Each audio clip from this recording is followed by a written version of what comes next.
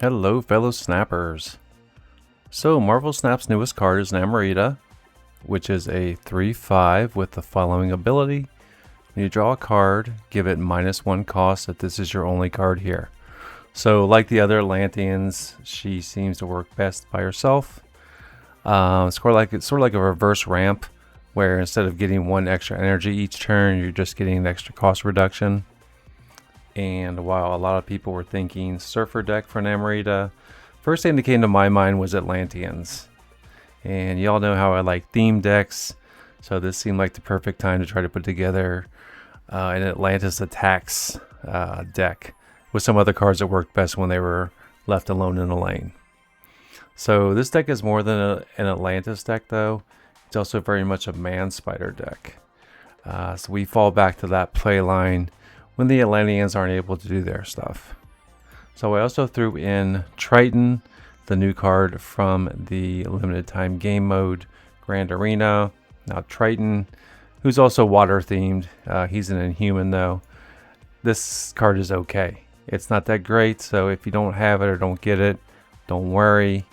His ability is iffy, chancy at best, so again, not important to the deck. I just wanted to give it a try. But this list was a lot of fun though. Initially I went 8-2 with it and had a pretty good run. You'll see a lot of I played a lot of games with it. You'll see some fun gameplay. It's a fun list, and you can pump out some crazy power with Man Spider, of course. But also when the Atlanteans are left to do their stuff and are buffed up by some other cards, they can really steal some cues. People do not expect one card to carry a lane, but that's what happens. So we'll go over the list here, then I'll show you some gameplay where everybody gets to see the effects, and we'll go from there. So the first card we have is Agony, who is a 1/2.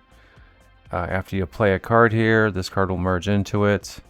So like I said, the idea is to kind of keep the cards solo, so a lot of cards are going to merge or move into other cards. And speaking of which, Hulkbuster, who's a 2/3, on reveal you're going to merge this into one of the cards already there. Peni Parker, who's also a 2/3, on reveal you're going to add Spider to your hand. When this merges, you get +1 extra energy next turn. And Spider is a 3/5. On reveal, merges into one of the cards already here, and you can move it the next turn. Plus, you're going to get that +1 energy.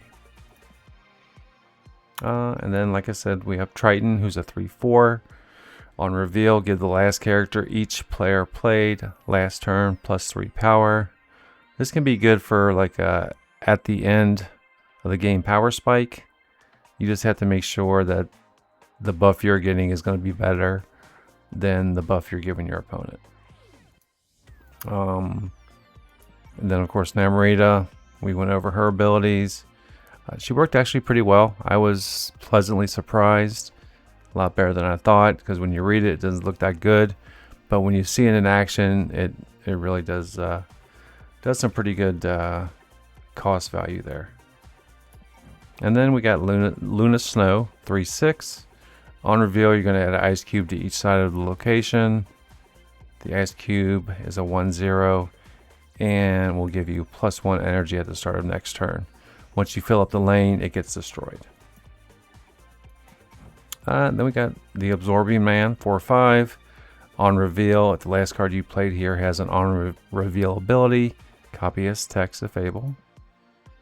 Mainly it's here for Man Spider, because once you put these two together, you can really get crazy. And then we got Namor, who is a 4/6. Ongoing, +5 power if this is your only card here. You'll see Namor and Orka steal some lanes in the gameplay that we got going here. And then we got Symbiote Spider-Man, 4/7. Activate, merge your lowest cost card here into this. Copy its text like it was just revealed. Another card to help keep a character solitary in a lane. And then Man Spider, who is a 5/1. On reveal, you're going to merge the last card you played into this. When it merges, you're going to double its power. Now, I still cannot do Man Spider math, for whatever reason. So I just kind of, if it gets real big, then it gets real big. And then we got Taskmaster, who's a 6/0. On reveal, you're going to set this card's power equal to that of the last card you played, if able. And then finally we have Orka. And like somebody once said, no one ever expects Orka. And it's true. He's a 6/11. He's ongoing, so you get +7 power if this is your only card here. It's +12 power if you can get him alone in Atlantis, which is nice. So, but yeah, Orka is you can surprise a lot of people with him. And like I said, you'll see a game where he and Namor carry their respective lanes. Like I said, fun deck. Give it a try if you have the cards. If you need any suggestions for substitutions, let me know in the comments. I hope you enjoy. As always, thank you for watching. Like and subscribe, and happy snapping.